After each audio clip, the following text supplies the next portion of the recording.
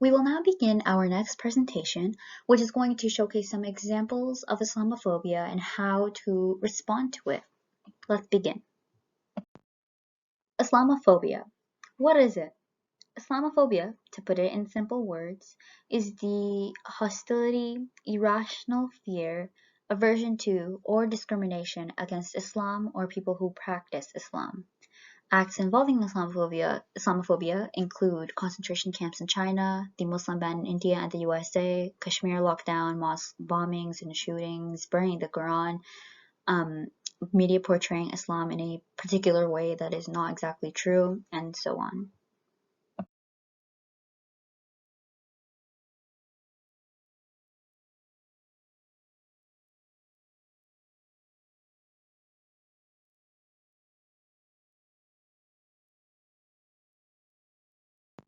Next, I will be talking about the French Senate ban on hijabs and halal meat.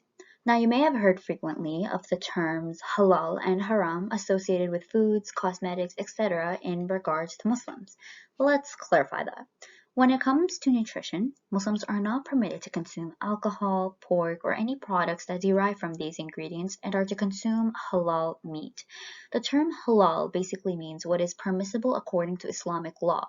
What makes meat halal is that it is slaughtered by a Muslim while mentioning the statement of Bismillah Allahu Akbar, which translates to in the name of Allah, Allah is the greatest. The animal must be alive before slaughtering and needs to be slaughtered in one stroke, cutting the throat, esophagus, and two jugular veins, while making sure the animal is comfortable. This allows for the animal to lose consciousness before their brain can form the idea of pain. This is very specific because the whole point of this is to bring minimal suffering to the animal while slaughtering in the name of Allah to show it is with God's consent.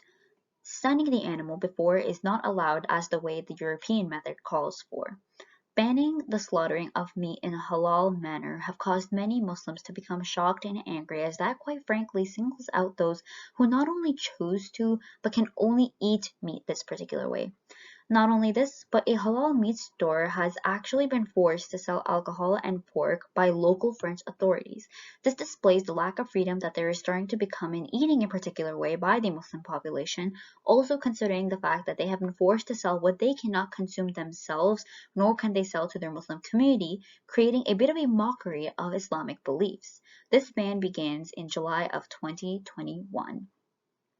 If this wasn't enough, on March 30th, the French Senate voted towards banning the hijab for Muslim girls under the age of 18, while prohibiting mothers from participating in school trips while they wear the hijab. This is a part of their quote-unquote anti-separatism bill.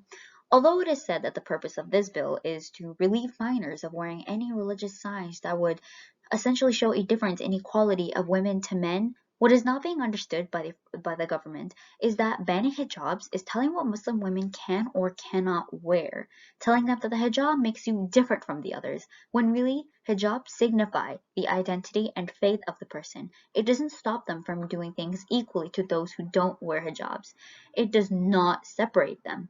An interesting fact is that the age to consent to sex in France is 15, while the age to be allowed to wear the hijab is 18. This particular comparison is what caused the 3.35 million Muslim population in France to be outraged, as this now directly targets their beliefs. Next is Palestine and what's really happening. In this world, everybody has the right to live according to their will and freedom. Freedom of religious beliefs, freedom of political views, freedom of cultural customs, freedom of thought. What is not free, though, is Palestine. And day by day, their right to freedom, practically their right to live, is being taken away from them. And here's how. In 1918, Palestine was divided into two parts, one being Palestine, the other being Israel. And now 100 years later, the part of Palestine that remains is now continuously being invaded by its neighbor to occupy it as their own, despite the original agreement of the Green Line border. Discriminatory limitations are placed for Palestinians.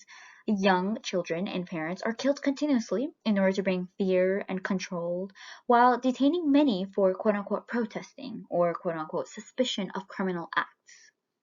Their own neighborhoods, such as Surbeher, east of Jerusalem, is completely destroyed, violating international law.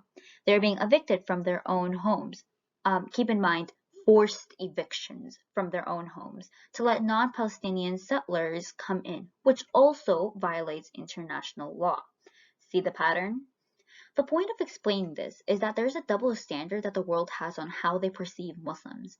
Many believe Muslims are an oppressive, dangerous group of people, yet when taking a closer look at their background, where their families reside, where traditions and culture are generally celebrated and passed on, are now a place where homes are demolished, and where getting access to outside medical care is nearly impossible, which means that at this point in time, their survival is on the line and nobody has anything to say about it.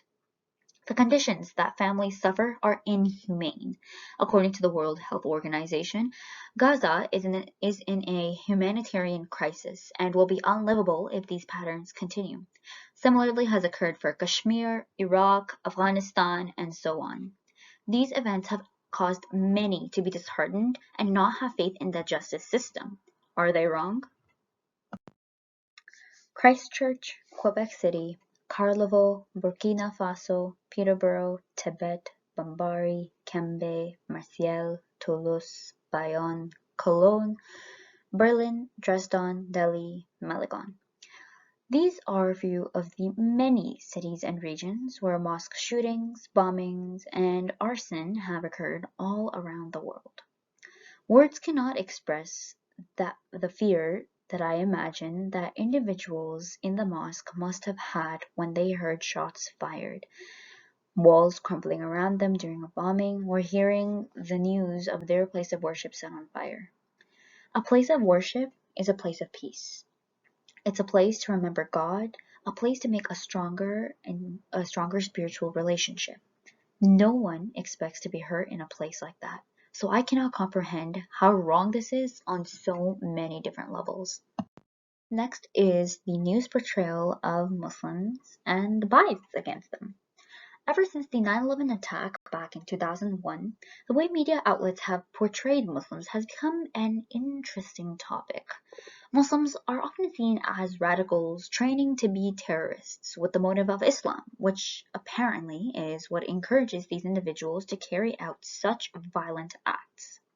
As aggressive as this sounds, it is also just as false. As Muslims, whether you like a person or not, you are to respect everyone and everything around you, just as it is told in every other religion. This message is taught at a young age as since Islam is a religion of peace, this is the main way that peace is displayed and built into principles that every person should follow, especially the Prophet Muhammad ﷺ, which is what Muslims follow, following his example. What can also be seen is that if a Muslim was ever involved in a horrific act, this event is called a quote-unquote terrorist attack.